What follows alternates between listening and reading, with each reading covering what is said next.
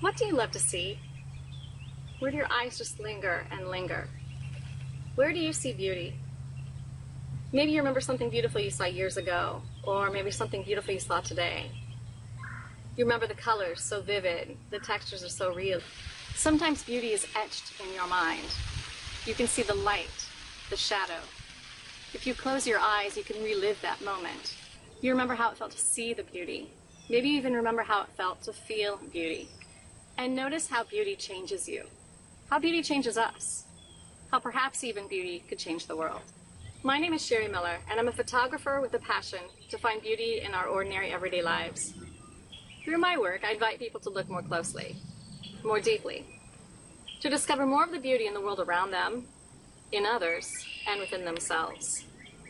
In 2009, at a dark time in my life, someone offered me a challenge. The challenge, she said, would transform my life. The challenge was this: find 3 new things for which to be grateful each day for the rest of your life. Seems simple, right? The first few days were pretty easy. It's my husband, my kids, my family, my home. And then it became way more challenging. She had said 3 new things every day for the rest of my life. Therein lies the challenge. I was going to have to start looking for things for which to be grateful. I had to wake up each day, and instead of focusing on the things on which I could complain, I had to look for the good. And the funny thing is that I swear, since the summer of 2009, there have been more butterflies around. That there have been more birds visiting our backyard. I started noticing the trees and the beauty in their leaves, the beauty in the pattern of the bark. I began to notice clouds. This is one day I remember going for a walk on a path near our house, and I saw the shadows that the trees were casting. And I realized for there to be great shadows, there had to be great light as well. Things were shifting. In junior high, an art teacher discouraged me so much that for 30 years, I abandoned any thought I ever had of becoming an artist. For 30 years, I allowed the words of another person to limit me and what I could do with art. The words, "I'm not an artist," flowed easily and frequently from my lips.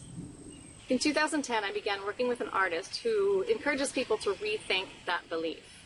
He introduced me to the ephemeral art world through sand painting, as well as the art of Andy Goldsworthy. I live near a lake, and so I began experimenting. I began drawing in the sand with driftwood. I began creating structures out of sticks. I created the sun out of dried, colorful leaves. As soon as I had taken that idea of a final product or a final piece out of my mind, I felt free. I felt liberated. I felt like I could play again and create and make art. In November 2011, as I started taking more photographs of my work, my husband bought me my first DSLR camera right before a trip to Italy.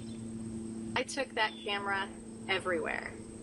The digital realm was liberating, and my art mentor encouraged me, challenged me to create beauty daily. My search for gratitudes became a search for beauty, and I was finding examples of beauty everywhere in the world. The practice of photography became my therapy, my meditation, my contemplative practice. In the process of photography, time stood still. I became more mindful, and in losing myself in the moment, I was actually finding myself once again. I had found my art. I could no longer say I'm not an artist. 3.5 years later, and thousands of photos later, I am seeking beauty more than ever. Because of the opportunity I've had to work alongside a professional artist since 2010, I know firsthand the value of a master-apprentice relationship. As an apprentice, I've assisted in the preparation, installation, and photo documentation of large-scale art exhibitions and workshops, both locally and regionally, including the Iowa Annual Conference of the United Methodist Church on a yearly basis. Through this work, I've learned to experiment, take risks, fall flat, and rise again to create stronger work that expresses more clearly what I want to say. As a master in the Arcanum, I invite you to join me on a quest to see more beauty and to embrace the contemplative nature of photography. I want to help people become aware of the beauty that already exists in their lives. I want people to realize that they can find or create amazing and beautiful subjects to photograph anywhere, at any time. I challenge people to see that which might otherwise be overlooked and passed by, just might become the subject of an amazingly beautiful image if seen more deeply. I'm Shari Miller, and I'm a master in the Arcanum.